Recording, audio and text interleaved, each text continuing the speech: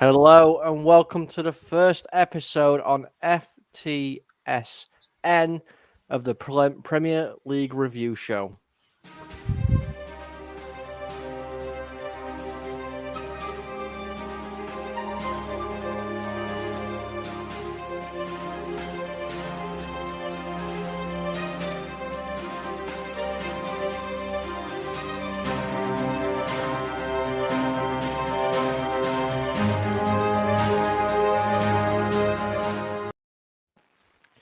Yes, Full-Time Sports Network presents the Football League Review Show, the Premier League Review Show. My name is Colm and I am joined today by two wonderful people. As you can see, we're all different supporters of different clubs. Oliver, please let the people know. Well, as you can see, I've got my Arsene Wenger t-shirt on. Since the first time in 18 years, we've won 3 of our first games and we're sitting top of the league. So it was only fitting to wear the Arsene Wenger shirt. But obviously, yeah, I'm an Arsenal fan and I'm the happiest out of everyone today. So thank you for having me on. It's a pleasure. And as you can see... What station are we on, Ollie? It's the Full-Time Sports Net. It's the Full-Time Sports Network, mate. Yeah, Full-Time Sports Network, FTSN. It's a little bit like I keep thinking back to that old Harry Chapin song, WOLD. We could do that. We could probably do a song to it. I am the morning DJ from WOLD. You've already got it down, Ian. I mean, Ian's got it down. We'll sort out the music for it. Don't worry, Oliver. And Ian, our resident Manchester City fan, how are you, buddy? Yeah, I'm good. Smashing. So, do we all watch a bit of football over the weekend? Yeah, a bit. Yes, lots. A bit. Lots. Good. So this is the new channel, guys. And not only is it going to be covering football, I mean, we're going to be covering football today, but we're also going to be covering, you name it, tennis, WWE, hockey, NFL. We could probably find women's badminton as well if you really, really want that. So please do like and subscribe. Just say hello to a few people. Solo, big up Solo. How are you doing today, mate? Hope you're doing well. And the silver one saying good evening to terrific trio. So welcome to you guys. So let's get into this, guys.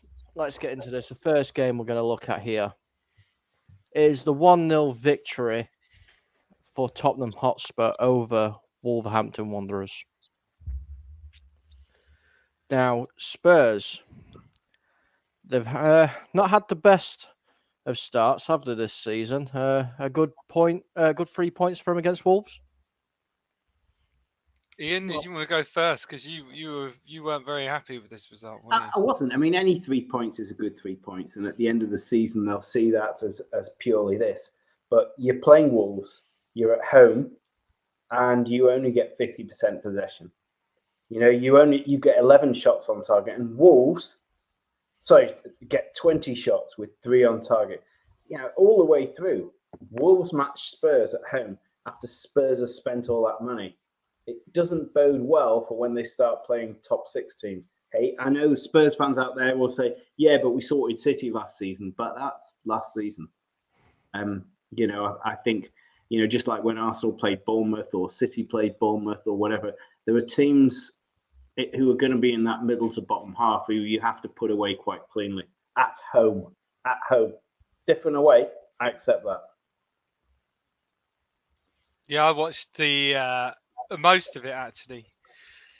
And Wolves had the better of the game. If I was in the ground, I mean, you could feel the kind of crowd being a bit like, this isn't great. But, you know, they got the goal and they got the win. And I'm sure a lot of Spurs fans will come away thinking that, you know, they'll be happy with that. But, I mean, I would always want a bit of what you're saying, Ian, is if I was at home, to play some more expansive and attractive football. Yeah. And it's a great stadium, isn't it? The noise when Spurs score, the noise from the end, it's probably the first stadium that's actually been designed around the acoustics rather than just getting the maximum capacity. And I have to say, when I was rather than trophies. when I was there last season and City lost, the noise that came out of that Spurs end was incredible. Even more, when I've been to the Bernabeu, I watched Real Madrid, and they pipe the bloody noise in. They have all these speakers around the ground that creates a noise in addition to their supporters, which is kind of a bit fake. But that Spurs one, yeah. Don't Man City do that though, Ian? Huh? Don't Man City do that? The stadium, you see, the stadium wasn't designed for football. It was the Commonwealth Games Stadium, a bit like West Ham. So you've gone into a stadium that wasn't designed for football, and therefore the stands aren't. That Spurs end, the clock end, or whatever it is banked up to get an incredible noise coming out of it. The Bernabeu, that's why I picked Real Madrid, is almost like a velodrome, quite vertical. But the noise comes out of that is huge, but a lot of it's pumped in. So that's the point I'm going to make. You can give stats about City and fans and support all day, but you could put the same supporters in Man City's ground as Spurs, and it would sound like a different place. Well, I mean, going back to obviously this game, Harry Kane has scored his 250th goal for Spurs. Obviously, it's an impressive thing to do in the Premier League. But the reason why there's two players on there is because Perisic. I've heard a lot of people saying that he had an outstanding game. He was man of the match. Yes, well, there you go. He was man of the match for them as well. So I don't know what your thoughts are on Perisic. Is it a flash in the pan, or do you think he's going to push on now? No, I think he's got to hit the deck running. He's 33 years old. He has been good. He's a super experienced player. I think he's a good short-term acquisition. He'll have a couple of really good years in him. I mean, he's a world-class player. Did he take the corner as well that Spurs scored from? I think he did. Or did he? No, he got the flick on, didn't he? He got the flick on at the front post, and then in the Chelsea game also he took the corner that they scored the goal from. So yeah, he's proven quite important to them at the moment. He has proven quite important. You're right. Silver Fox, the silver one, is saying if only Wolves had a finisher. I mean, how important would that be? Yeah, you're absolutely right. I think he's right. Who was the last great striker that Wolves had? Was it Jota? Jota, which I didn't think they got enough money for from Liverpool. He's great striker, but injured. But it's Jimenez, and Jimenez was scoring a lot before that really bad head injury. And I think, did he play? I can't remember. I'm just going to look back. But Jimenez is coming back, and then they've spent all this money on this other guy as well, hasn't they? Was Jimenez playing up front? It just goes to show how important a striker is in the Premier League these days. I mean, if you look at all the other teams we're going to talk about in this show, it's like Chelsea. They need a striker. Wolves, they don't have a striker. You're looking at all the teams that are struggling a bit are the ones that don't have that striker. And I mean, if you look at Arsenal last season, we didn't have that, and that's probably why we missed out on top four. So, I mean, Spurs wouldn't have won that game if they didn't have Harry Kane in, like you say, Colm. Jimenez was coming back from injury. He was on the bench. But what I would say, Ollie, is Neto, if you buy him for 50 million, I cannot think of a signing that Arsenal have made that I've been jealous of. But if you sign him, I think Neto is I think he's a fantastic player. Obviously, he had a bad injury. When he was first at Wolves and he was like 19, 20, honestly, I thought Neto was the new Messi. If he can recapture that now he's post the injury, I would be so envious. I wonder what the hell City are doing not buying Neto. If Arsenal get him. Yeah, well, we'll have to see. It would be a good signing. Fabulous player. Just going to go through some comments before we move on to the next game. Solo is saying some Spurs fans believe they will win the league this season. I don't think anybody on the panel can get behind that comment. I don't think anybody thinks Spurs are going to win. I think Spurs and Arsenal will be in the mix. Really? From what we saw of Chelsea, Liverpool, United, it's been a very different. A few games ago, before the season started, you thought, Liverpool will be right up there. But we'll come to Liverpool later. They're going to have to radically change if they're going to compete for the league. So by process of elimination, it's the two from North London.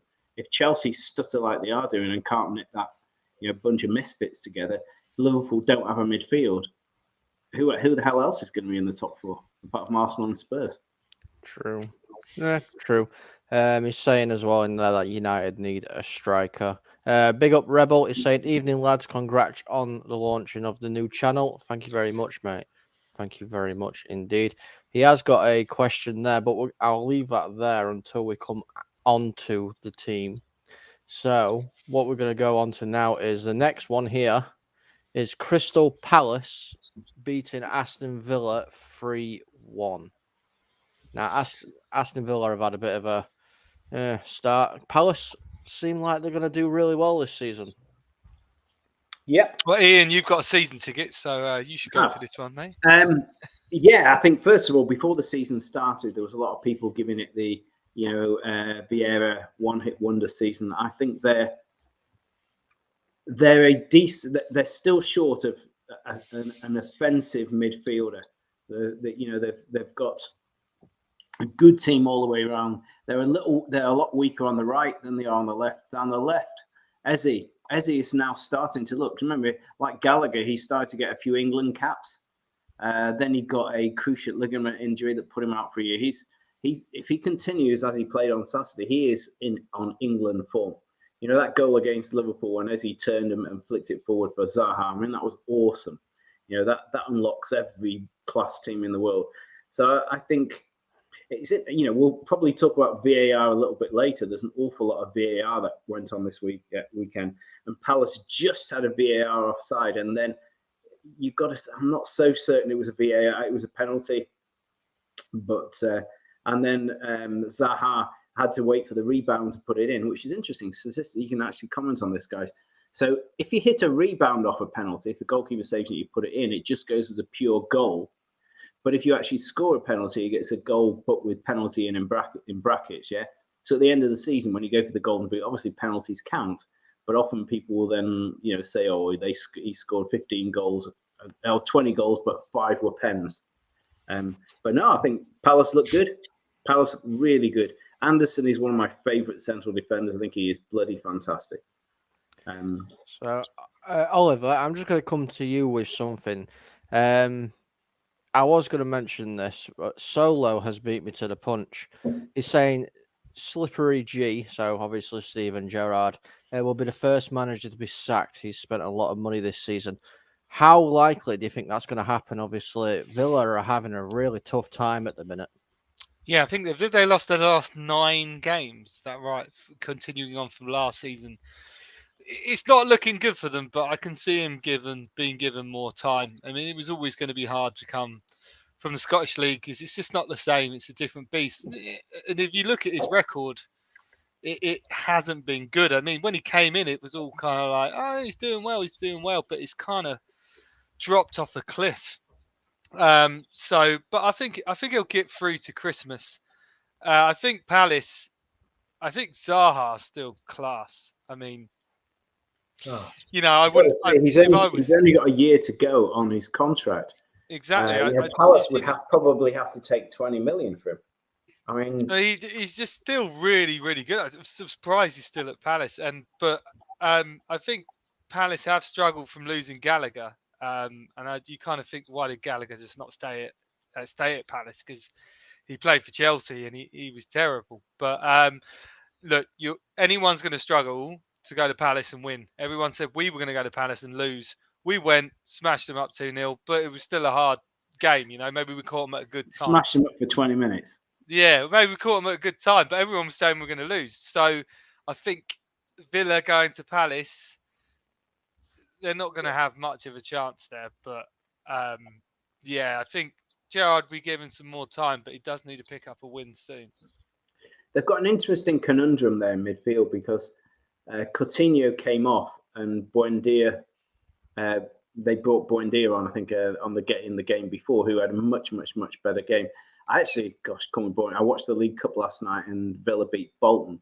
And Coutinho he had some chances. He was starting to look like the player he was. So I think quite a lot of their fortunes will be based, in my humble opinion, around those two players. They've got excellent fight. Ollie Watkins and Ings up front. I mean, they've got some real firepower. I don't get it. You're right. I think Gerrard should be doing much, much better.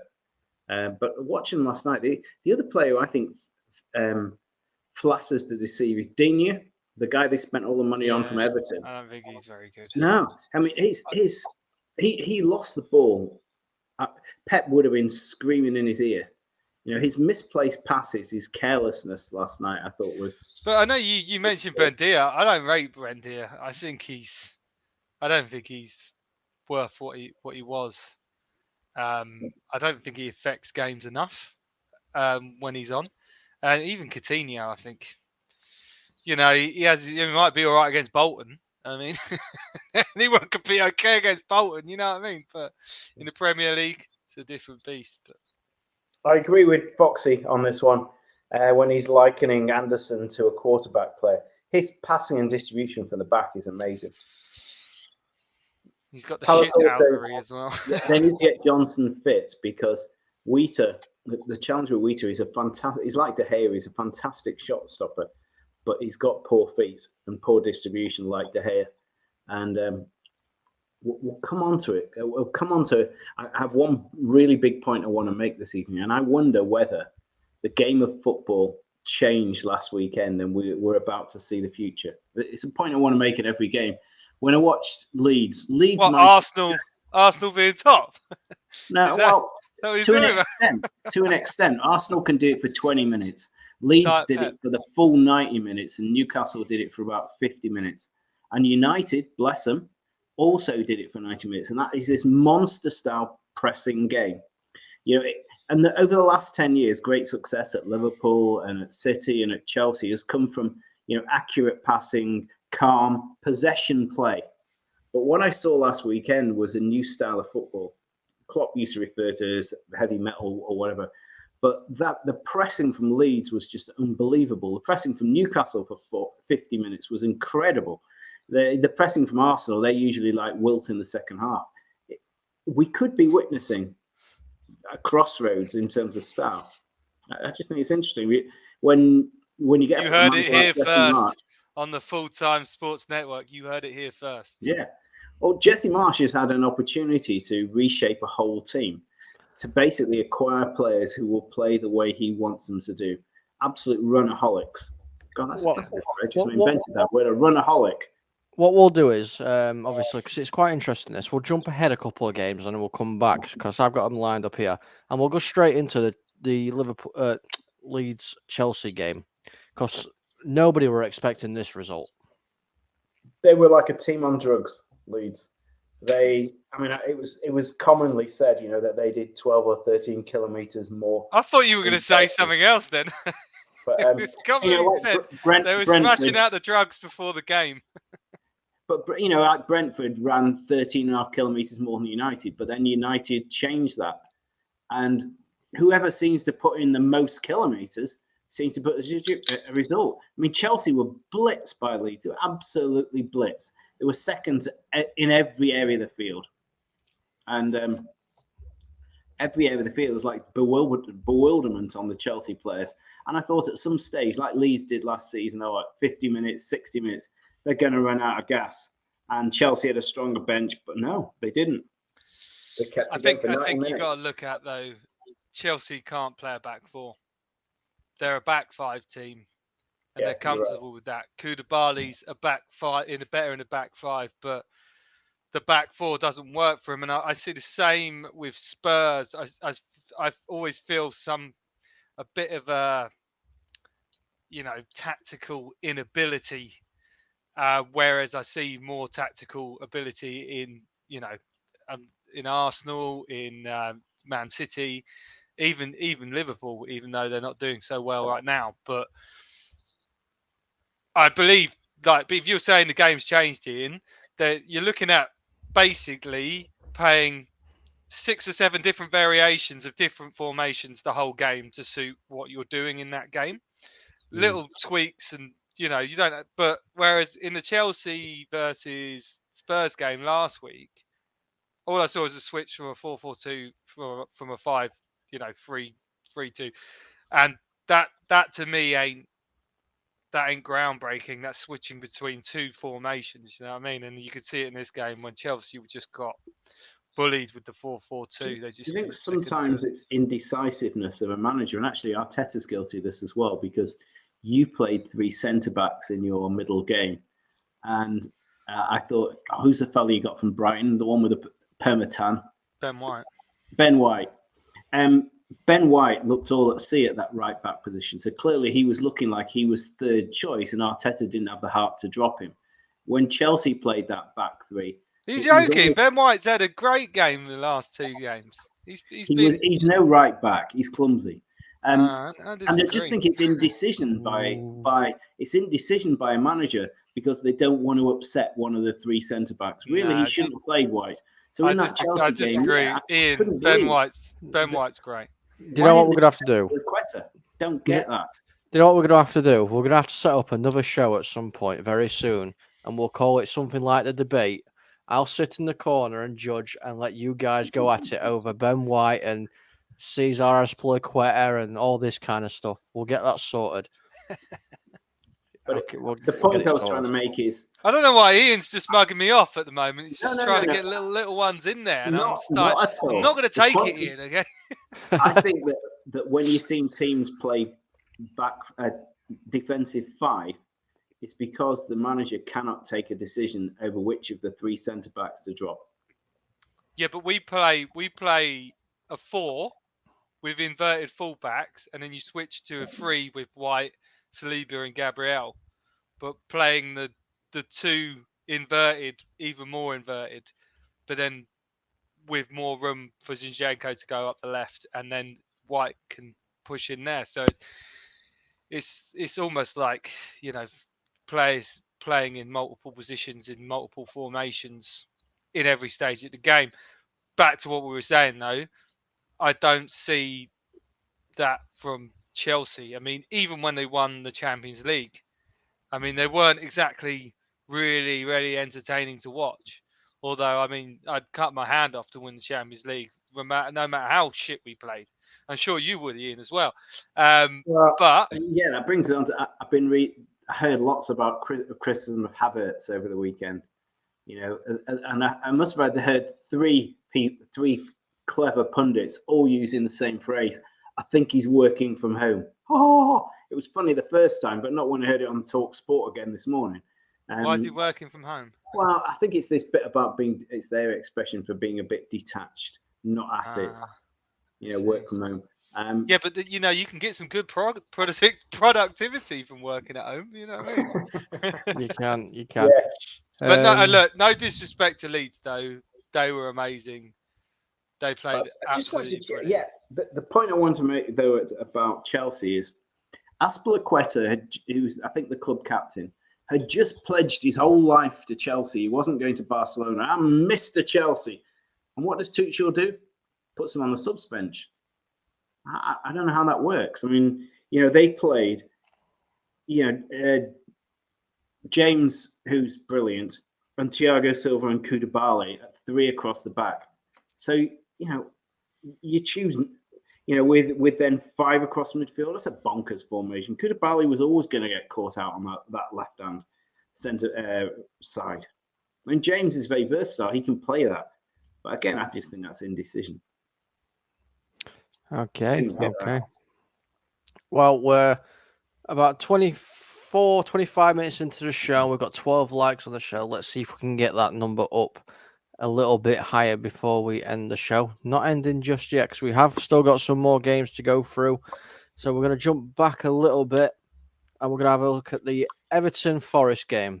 Obviously, drew 1-1. Forest actually outshining quite a lot of the Premiership teams this season so far. Yeah, in my tips, actually, I have gone for who's playing Forest next weekend. City, yeah, I think I've gone for City, and I was like, is it City? Yeah, let me have a look. And I was a bit like, oh, is this a risky one? No, it's Spurs. I've gone for Spurs anyway. But you know, there's 40 quid line on that. City have got them on the 31st, yeah. But yeah, I thought. I mean, on my show, Colm, didn't we? We were saying. Actually, you said 1-0 Forest, which at one point it was coming true, and I was like, "How does this guy know he's the Messiah?" But I was quite happy that Everton got a goal back just for Matthew. You know what I mean? But Rondon didn't score. We were talking about Rondon a lot, and he didn't get the goal. But yeah, I mean, you've how got to often are we say going to say that? Forest looked good with the old Gollum in charge. Maybe he's taking a bit of the power of the ring with him. And he's picking up points. Looking ugly at Forest. He is. He looks so much like Gollum. Bless him. Sorry if you're watching now. Coops. It's Cooper, isn't it? That's his name, isn't it? Yeah. But yeah, you do look like Gollum, bruv. But hey, who cares if they keep Forest in the Premier League? And he's a good manager. we I did. do think Forest might do quite well, but surely it's going to take a while to blend all those new players together. It's weird. I have a real soft spot for Everton. The fans are wonderful. That's a great old stadium. And right from the very first game, their team has tried so hard. They're working really hard for Lampard. They're just impotent up front. They haven't really got a striker. They're desperate down. They're desperate. They're desperate up front. What's the England player called? The guy who's injured up front.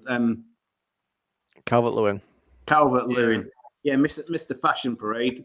He hasn't showed up for nearly a season now, injured. And Rondon, it's just another team like we were saying. No striker. Rondon's a donkey.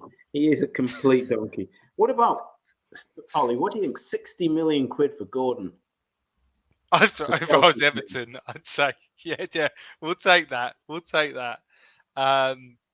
He's good, but I mean, what's going on at Chelsea? I mean, they need a striker, and they're trying to buy a far left player and a far right player. They got in Sterling, so yeah. I mean, maybe it just goes to show there's not a lot of strikers out there at the moment. Let's send Hudson-Odoi out on loan, and let's bring in Gordon from Everton.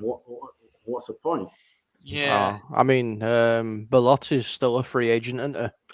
As well, he'd be a good signing for somebody. I've never heard of him, mate. I've never heard. Is he good? Juan Mata's still a free agent.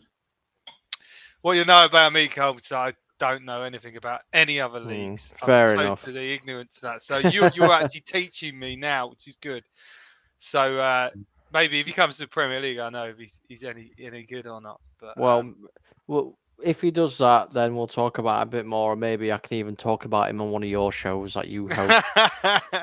Does he have maybe you can do like a teaching show where you teach me about other players that are not in the Premier League. Ollie only discusses people who have a mullet or they look like Gollum.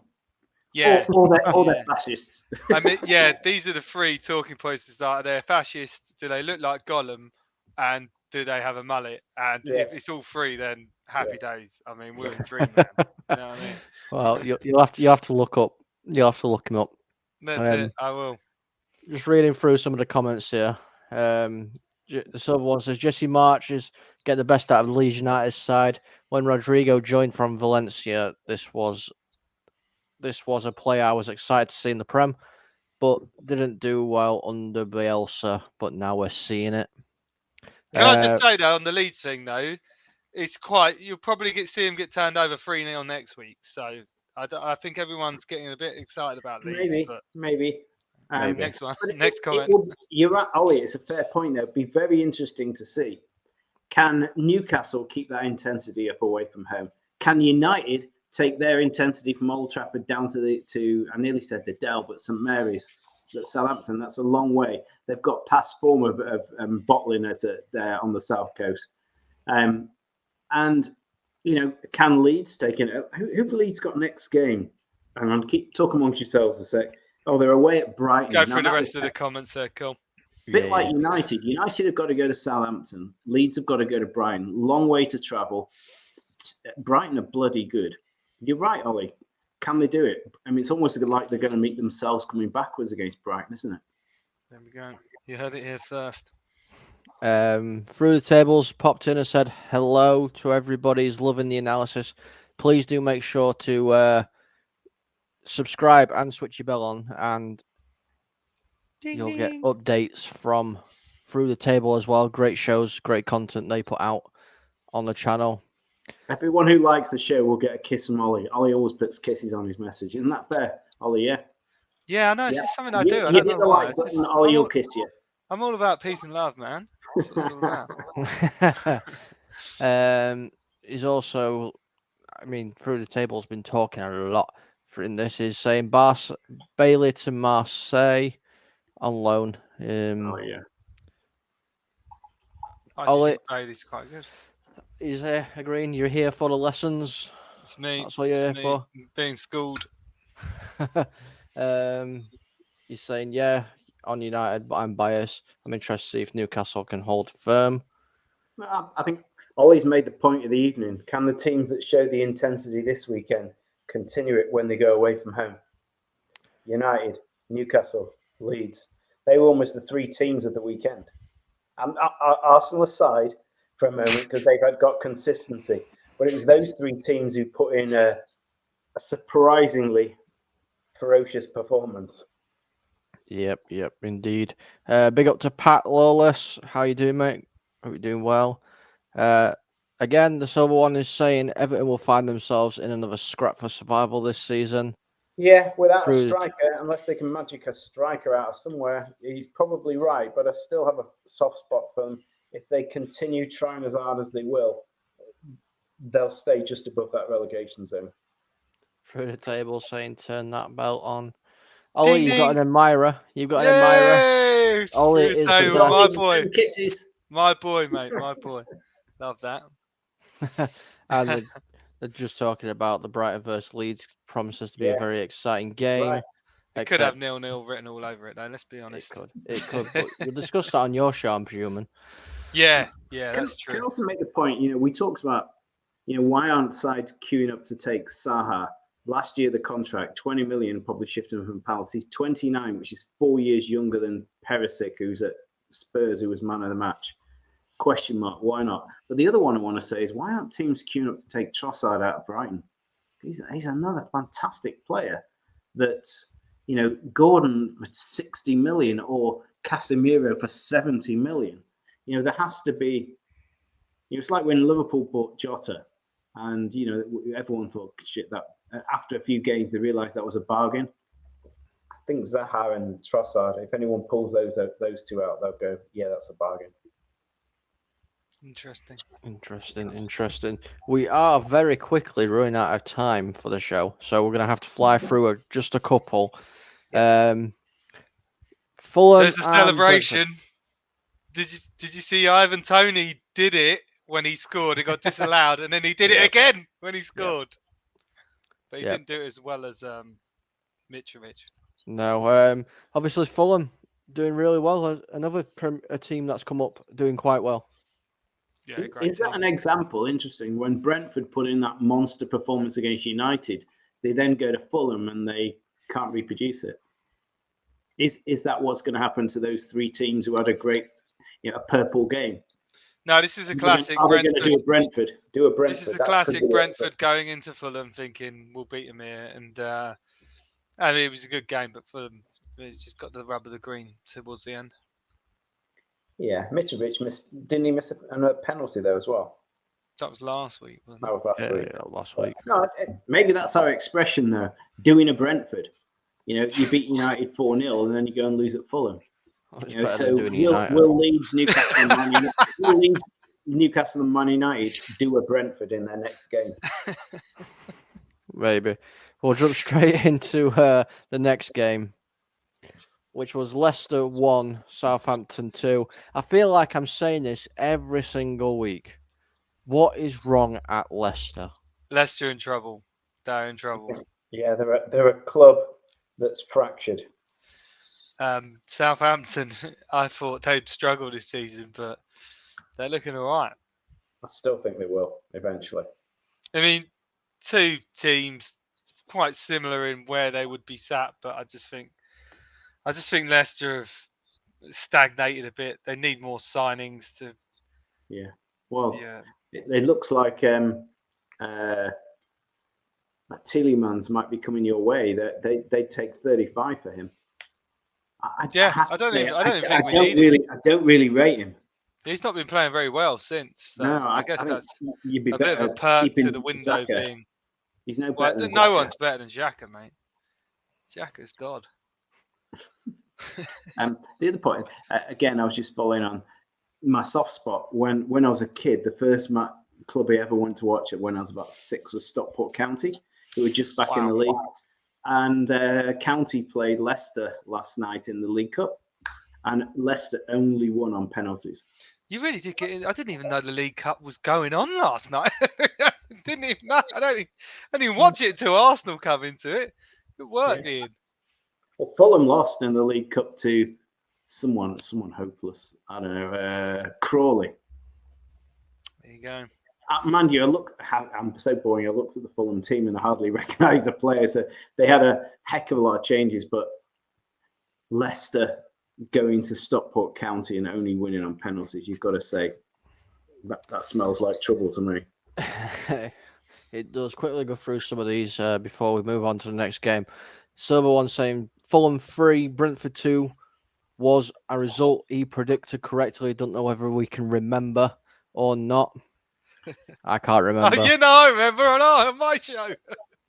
I can't remember. I should have put an accumulator on Tony's predictions as well, because I did Colm's and I did Matt's, and they didn't come in.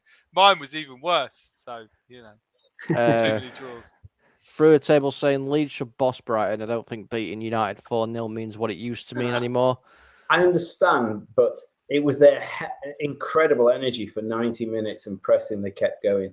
There was a criticism of Fulham in their first game when the hell Liverpool were monster pressing, etc. And then in their second game, they fell apart. So it's the teams that can't keep it going consistently home and away. Mm-hmm. Tranmere got 1-0 up at Newcastle. Hurrah! Yep. Tranmere 1-0 up as well.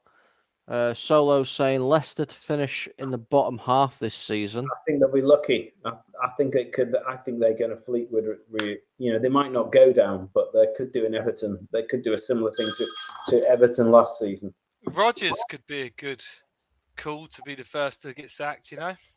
My focus is if Rodgers got anything about him, if they have to sell Tielemans and the centre back Fofana to Chelsea, I'd walk.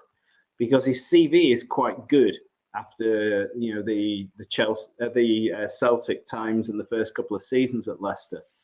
He has a decent pedigree. If he chins it out to the end of the season and gets sacked, he gets sacked from Leicester. He's not coming back quickly. But if he resigns because of lack of investment, then he will come back into the game relatively quickly. Okay. That must go through his mind. If he loses Tielemans and Fofana, he might as well. Then they're going to do nothing. They're going to do absolutely nothing. Whoopie-doo. Jamie Vardy at 35 has signed a new 2-year contract. Great. When was the last time Jamie Vardy scored a goal? Probably against Arsenal. Well, speaking of Arsenal, our next game is Arsenal. As you can see, we've got a very happy Oliver. Oh, I'm so bloody happy. On Sunday I'd been in the pub most of the day, and then all the scores were leaking through. I'm like, looked at my dad and went, "Shit, Dad, we're top of the league." I couldn't believe it. First time in 18 years to win 3 games. 18 years, 3. And you know what we did that season? We were invincible. But it was lovely to go out and just. We were. These are facts here. Never happened again. No, not only are you going to win the league, you're going to win the league without losing. This is I'm not saying that. I'm just saying it's a lovely thing to start with 3 wins on the trot, as we've not done it in 18 years. But it was nice just to take control of a game and just have it by the scruff of the neck. Odegaard has not scored 2 goals since he was playing in Norway in a match. And it just goes to show all the other players are raising everyone's game. Xhaka had another stormer of a game. I don't think you could drop Xhaka at the moment. Ben White was amazing, even though Ian hates him. I don't want to know why he's got a permatan. Saliba. Oh, my God. What a player. What a finish. And we scored one of the goals of the season, which was disallowed, which shouldn't have been disallowed. But it's just one of those games that you just sit back, you chill, you have a beer, and you just enjoy every single second. You were playing Bournemouth, Ollie. You were playing yeah. Bournemouth. That's okay. But I mean, if Man City played like that against Bournemouth, everyone says they're the greatest thing since sliced bread. So we did. controlled The week game. before, they scored 4 in the first half and then took half the team off to rest them. But yeah, I mean, it was a perfect, really, performance. Every player played well, clean sheet. We're looking good, and that's how you play. If you can play football as well as we did, then I think we're going to have a good season because we play attractive football, and it's the Arsenal way, And there's a buzz around Arsenal right now that I've not seen. I've been a season ticket holder for 16 years, and I've not seen the buzz, the positivity. I think All or Nothing's really helped the club as well, because the fans are more invested. And bring on Saturday. I can't wait. It's 5:30 kickoff, which means who are they playing Saturday? Fulham. So we'll probably put 5 against them. It's not exactly the toughest starts of the season. It's good. It's 5:30 kickoff, so you'd be in a pub by 1. You're absolutely hammered by 5:30. Are they home or away to Fulham? Home. I'm going to this one. This is my first. So you're home to Fulham, and you're going to be doing cartwheels again. Definitely. A backflip. A backflip and a cartwheel. Go on then, Ian. What do you think? Do you think we weren't very? Ian, do you think we weren't very good then? Not worth the praise. Again, what I'd watch if I was Arsenal is they seem to be blindingly fantastic for the first 20, 30 minutes, but somehow they lose the tempo. But no, there's lots of players that I love there. There's lots of players that I love. Saka is just awesome. Martinelli is wonderful. I thought he came out of All or Nothing really well. Odegaard looks like Real Madrid thought he was going to be at 16.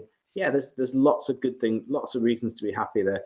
And Gabriel Jesus, when he slalomed through for that first. I mean, goal, Jesus is already the signing of the season, of the transfer window. No one's going to get a better signing. Yeah, I'm not going to deny. He weren't allowed to play like that. Extremely good. He weren't allowed to play like that for City. He wasn't allowed, and you see him. He's got a freeness. He reminds me of Henry. Honestly, that's how good he is. He reminds me of Henry. When he picks up that ball, you just think he's going to do something special. He's the mustard, mate. He's so good. And Zinchenko. We just sign all our players from Man City. It's an interesting way of changing or improving a culture in a club, in a pub. That was a Freudian slip. A club, by bringing in role models for the culture that you're trying to create. It pushes it along at a greater rate. And Zinchenko undoubtedly has magic feet and good distribution. Let's hope Tierney is fit. If you're playing some of the top teams, you've got to play Tierney because Zinchenko will let you down. I'm telling you, this is the season we finally beat you. Yeah, right. In a game. I'm not saying to the league. This is for his dedicated show. The last time we played, actually, in a way, City duped Arsenal. I'm telling you, the debate show is happening, and it is you two, and you can go at each other. Arsenal versus City, you can go at each other. But I have to try and move it on because we are running out of time. Okay. What's the time limit, Colm? I always go with an hour, man. No, trying to keep it below an hour. We've still got plenty of time. West Ham's an interesting one. Yeah, boring game. Let's move on. West Ham. Brighton. West Ham could be in the same boat as Leicester. No, don't be silly. Leicester and West Ham will stay out, but they've just said shit starts. Fair enough. So on that basis, West Ham will follow Arsenal and finish 5th this season. Yeah, mate. Maybe. Who knows? Who knows? Try and kill my spirit, Ian. Don't try and kill our spirit. I'm looking forward to getting to Newcastle, Man City, because that's going to be it's going to be fun. That is one the other next point I want to make is that when clubs like Leeds and Brighton and get off to a really rip roaring start to the season, and even Southampton do quite well. These are the clubs with not very deep squads. And all they have to have, and I think about Brighton, is a couple of injuries to key players and all the wheels fall off because they haven't got the depth. And now Brighton are looking like world beaters at the moment. If they manage to stay injury free, they can keep it up all season, but they don't have to lose many. I mean, Arsenal, City, Chelsea, they can lose 2 or 3 players injured and still keep the momentum going. But the likes of Brighton and Leeds, they can't do that. Interesting. I mean, West Ham did look really shit, so they need to they need to start playing well because they were absolutely outclassed by by Brighton. As you can see there, Mr. Fox wants Ollie versus Ian. He wants it to happen. It will happen. We're going to pay-per-view it. We're going to do everything. It's going to be everything. When City play Arsenal, it will be a wonderful game. Well, I said when Arsenal play City, I said I'll take you to the Emirates, didn't I? Because that'd be fantastic. We'll do a live link. Yeah, it'd be great. You took me to Palace, so I'll take you to the. When is it? When is it? I don't know, mate. I can't remember. No, I'd love to. The next game is one that you've been waiting for. The second best game of the week. Newcastle City. 3-3. All I'd say is if Newcastle had kept the momentum up like Leeds did, City would have lost. Newcastle were fantastic. I've never seen St. Maxim play as well as that. I mean, he was almost unplayable. I thought the first half City were really slow. They kind of, the pace from the back was slow. The intensity of the game from City was slow. You did get a bit giddy there at one stage, didn't you? You got it back to 3-3, and I sensed maybe you thought maybe. Yeah, I thought City could. And to be fair, if you just watched the last 20 minutes, any neutral would have thought City going to win this. They had enough chances to do it. But the most interesting turning point was when Newcastle were winning 2-1 and Haaland went through beautifully, curled the ball and it hit the bottom of the post. And literally the play shot up to the other end. There was a foul and Trippier hit that free kick. When we're starting to think about players coming back and maybe getting in the England team, and I mentioned Eze earlier in the show, but Kieran Trippier, there he is having a phenomenal game, and then there's Trent Alexander-Arnold playing like a donkey. There's and Walker did not have a good game. Walker got skinned down that side. It's the worst game I've ever seen. There was a word that him and Stones and a couple of other players were unsettled because they've got to go and be witnesses in the Mendy trial this week. But I don't know how much there is in that. Well, let's not get into that. No, but it would be unsettling if they knew they got it. Possibly, I've never seen Walker play that badly or get destroyed by a player as much as that. But I thought that free kick for Trippier was like memories of the World Cup. Or was it the World Cup or Euros when it was World Cup when he scored those. I forgot he even plays for Man City. Trippier doesn't play for Man City. No, he used to though, didn't he? He did as a kid, and That's he was what I mean, pretty young. Yeah, it was I think from 12 to 20. There you go. I was saving this comment till this. Isaac is now being linked with a move to Newcastle. How much of a difference is that going to make? He's very good. He's good on FIFA, but I don't know if he's going to be good for the Premier League. No, he's robust enough for the Premier League. Him and Wilson, they've got to offload Woods, but no. What Newcastle are doing, unlike Chelsea, with scattergun approaches, they're playing it calm until they can get a real quality player. I think it's a great buy. Didn't they get a good director of football in though? Didn't they? Did they get someone from Brighton?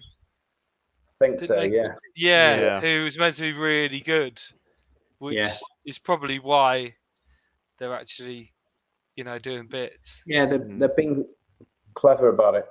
And Wilson's picked up an injury, and he always does. I mean, he's wonderful, but he forever picks up injuries, doesn't he? He's almost like, a younger Danny Welbeck. Well, the silver one there is just letting you know, Arsenal versus Manchester City is the 20th of October. Okay, I'm here, Ollie. It's a Thursday night. Yeah, I'll make All it right. somehow, some way. Yeah, don't worry. I'll speak to the old man. I'll be like, I need a ticket for Ian. That'd be lovely. Oh, we'll do it, mate. We'll do it. Yeah, it'd be good. Good. And then we're going to have you on before it so you can have a little face off beforehand as well. We're going to dedicate a whole show to that, just that one game. We'll send you pictures to put in the show. Let's just see how we get on first, and then yeah. Well, last season, City were so lucky to get anything out of that Arsenal game, let alone a win. Yeah, he still won though. He did still win. So. Yeah, we did the double over Arsenal last season, but that was then. This is now. So we're going to go on to the only result that matters this week in the football Premiership. And that's, of course, Manchester United's amazing demolition job 2-1 win against Liverpool. I had to convince Colm on my show to say that Man United would win. I'm pretty sure he said that you were going to lose 4-0. And I said, come on, Colm, man, you can't say that. You can't say, come on, put it in. He went, all right. I'll go 2-1. Reluctantly went 2-1. But, I mean, you're going to win if you got a Langer in there, mate. That boy is revolutionary. I mean, he missed the sitter, but he's the kind of player that I think he'll do well under Ten Hag. You know, he runs, does what he's told, and it was a really good game. I wanted Man United to win. Funnily enough, I don't know why. I think I spend too much time with Man United fans these days. I didn't want them to win. I wasn't sure. They're the two teams I dislike the most. If Solo's watching this, if El's watching this, I have to say I am just taking my hat off so you can log this one. I thought United were brilliant. I thought their intensity was fantastic. They played as one team. I was stunned. They destroyed Liverpool like Leeds destroyed Chelsea. You know, to turn it around from that Brentford game when they underran the opposition by all those kilometres to overrun the opposition. It was just like from the onset. Again, I hope the drug testers were there after the game because it felt like they were high on speed. But it doesn't. To be fair, it doesn't matter what we think. This is your bit, mate. You take the floor. Come on. Oh, well, where can I start? It's it's always good to beat the Scousers. Always good as a United fan. We needed this. United really needed this. Obviously, what's going off with the whole Glazer out movement, the issues on the pitch with Ronaldo and stuff like that. The way Erik Ten Hag set up the team, we dropped the likes of Maguire and Ronaldo, and it was like a symphony, Beethoven's number 5 or whatever it is, symphony, just playing. I did the watch along. Yeah, it was really, really good. I loved it. And I think we can push on from this now. I think this is going to be a really good positive thing. And we're going to go flying up that table and we're going to finish 7th at the end of the season because there's still a lot of improvement. There's still a lot of improvement that needs to be made. But yeah, I love that game. It was great. Casemiro, I just want to say, is a good signing. Yes. He's like a bigger, stronger Fernandinho, and Fernandinho didn't touch down at City till I think he was 28, and he was starting to lose it a bit at 37, but at 34, 35 he was still absolutely fantastic player. So if on a 5-year contract, Casemiro can play like a pumped up version of Fernandinho for 5 years, then you've got a hell of a player. And like it or not, I think that relationship with Fred will bear fruit. McTominay can then fill the gaps in all the the lower cup games or the early rounds of the Champions League and all that jazz. I think it's been with Casemiro and that win. I think it's been a purple week for United. Yeah, I just want to note this comment here. The protest was terrible. There was protest before the game. Yes, it was supposed to be empty Old Trafford, but let's face it, Old Trafford is never going to get emptied against Liverpool. Never. You know, and the Glazers wouldn't be bothered anyway. People have bought the season tickets already. They've already paid the money. All this criticism of the Glazers. United have spent £1 billion. You know, Yes, they've £1 billion. in the last 10 years, they've massively outspent Man City. That's not the Right. Glazers' fault. Let's They not get don't decide started on what. it. Right. Let's No. not get No. started Right. They don't decide Right. what players No. to No. buy. No. Manchester United, yes, have spent £1 billion, but that £1 billion has been generated by club funds. The Glazers have taken out £2 billion and not invested any of it. That's why the stadium's in tatters. That's why the squad's depleted, because the Glazers haven't invested. All they are doing is using Manchester United as their personal cash machine, and that is it. So And on that note, but okay, somebody buys it because they love football and they take no profit out of it. Yeah, Sir Jim Radcliffe, that's what's planning on happening. And you don't think he's a businessman? No, of course he's a businessman, but he's going to be a businessman that's going to get United back to the way it was. You know, he's going to try and get trophies back at United, which then is going to generate money. Why would he be less interested in it as a business? He's the same Jim Ratcliffe who was going to buy Chelsea. He doesn't love United. He wants He's to a Man buy United fan. Club. Why does he want to buy a football club?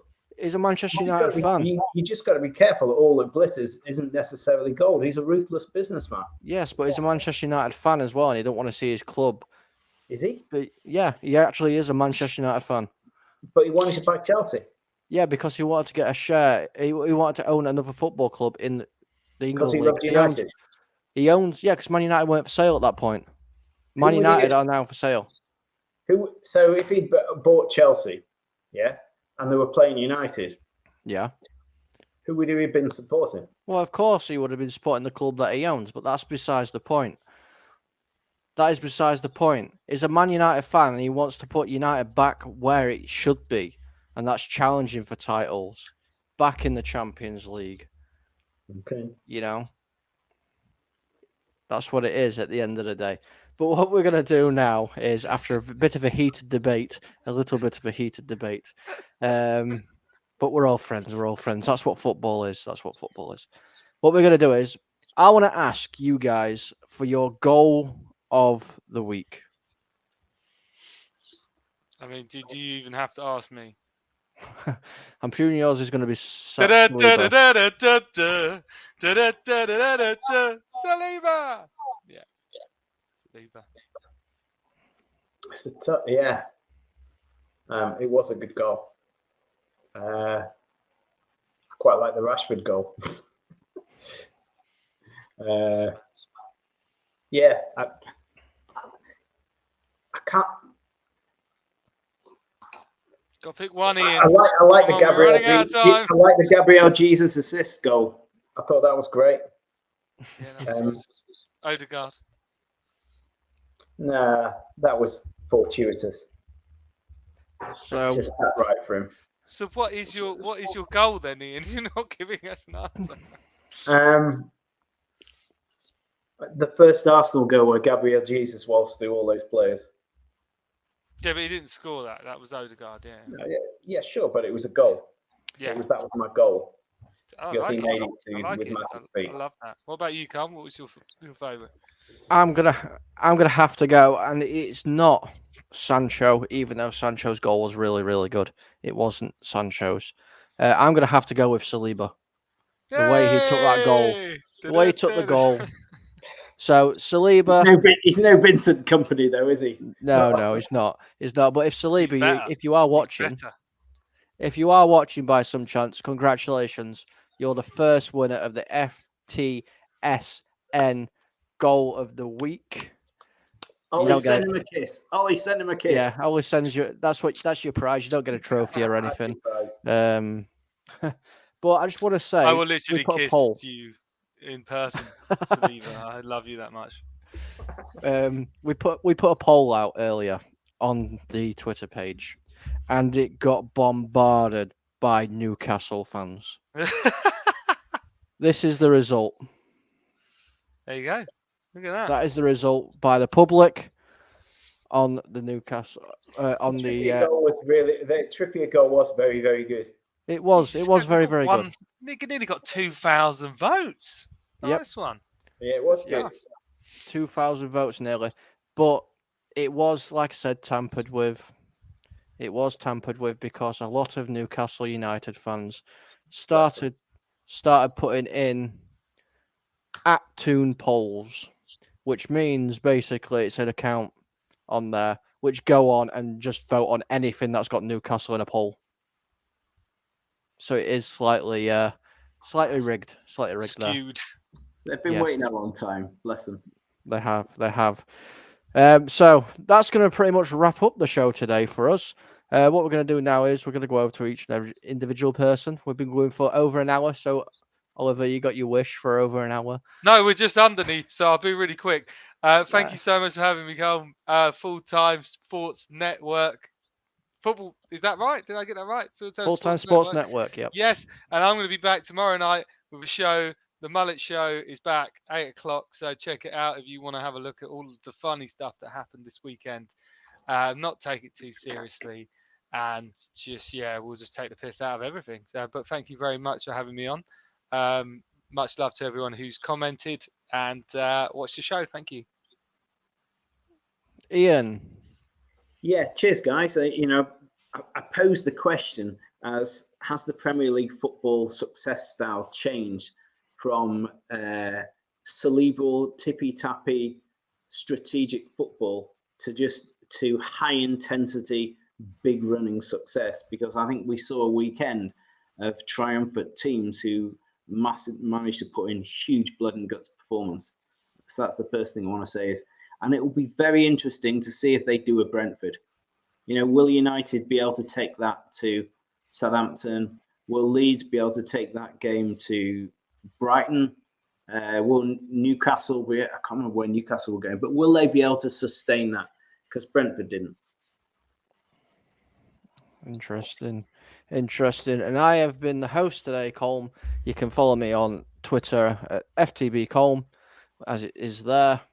And I'm live every Monday night at 7:30 with some beautiful guests every single week, looking back at the recent results of the Premiership.